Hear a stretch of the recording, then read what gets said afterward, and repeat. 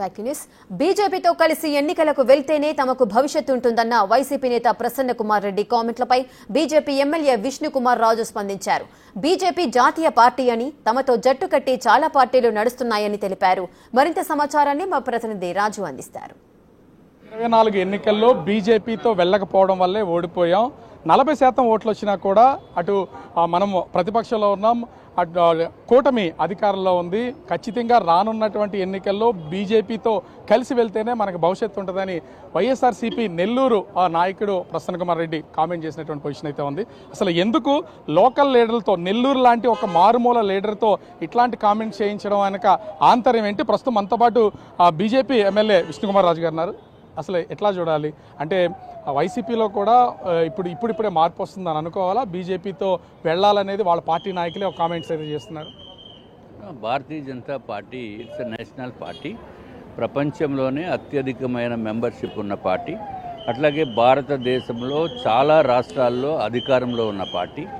ప్రధానమంత్రి నరేంద్ర మోడీ గారు ఆయన ఇప్పుడు మన దేశం లీడరే కాకుండా ప్రపంచ స్థాయి లీడర్గా కూడా వారిని గుర్తించడం జరిగింది. అట్లాగే ప్రతి ఒక్క భారతీయుడు, అట్లాగే తెలుగువారు, ప్రస్తుతం మనము ఆంధ్రప్రదేశ్లో ఉన్నాం కాబట్టి ప్రతి తెలుగువారు కూడా భారతీయ జనతా పార్టీ, ప్రధానమంత్రి నరేంద్ర మోడీ గారు అంటే ఒక ప్రత్యేకమైన స్థానం ఉంది. సో దానికి వారు వైసీపీ ఎమ్మెల్యే గారు లేకపోతే మాజీ ఎమ్మెల్యే ఎవరో ఒక లీడరు మాట్లాడారు, ప్రసన్న కుమార్ రెడ్డి గారు. అది వారు వ్యక్తిగతమైన అభిప్రాయం. అంటే ముఖ్యంగా చూస్తే నరేంద్ర మోదీ, అమిత్ షాలతో కలిసి వెళ్తే రాజకీయం కూడా భవిష్యత్తు ఉంటుందండి. అంటే బీజేపీ పార్టీని నమ్ముతున్నామని చెప్తున్నారా?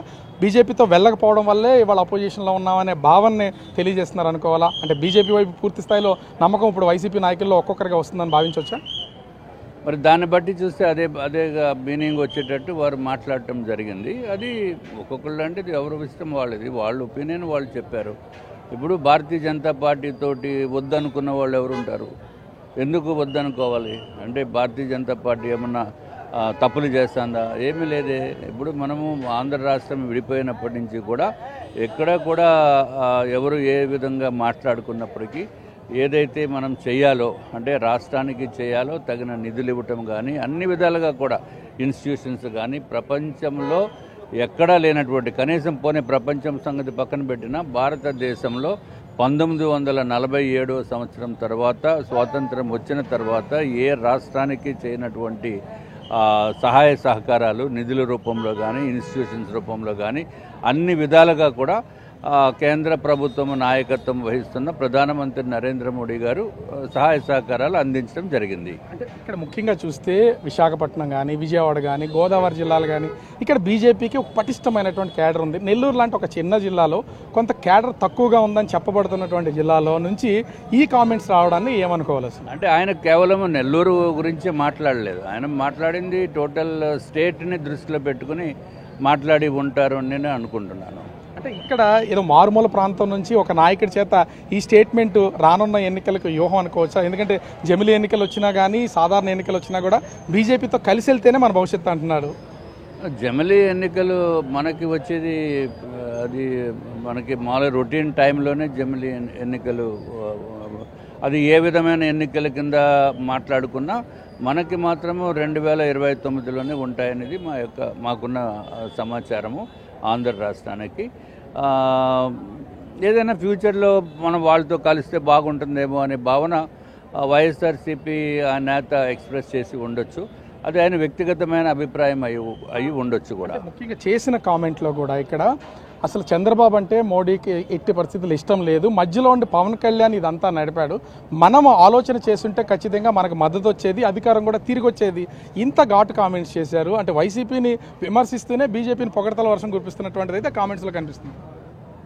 ఇప్పుడు బీజేపీ మీరు పరిపాలనా విధానం చూస్తే ప్రధానమంత్రి నరేంద్ర మోడీ గారు అధికారం చేపట్టిన తర్వాత ఎక్కడ ఒక స్కామ్ కానీ, లేకపోతే ఆ పార్టీలో పనిచేస్తున్న నేతలపైన విపరీతమైన ఆరోపణలు కానీ ఎక్కడ ఏమీ లేవు.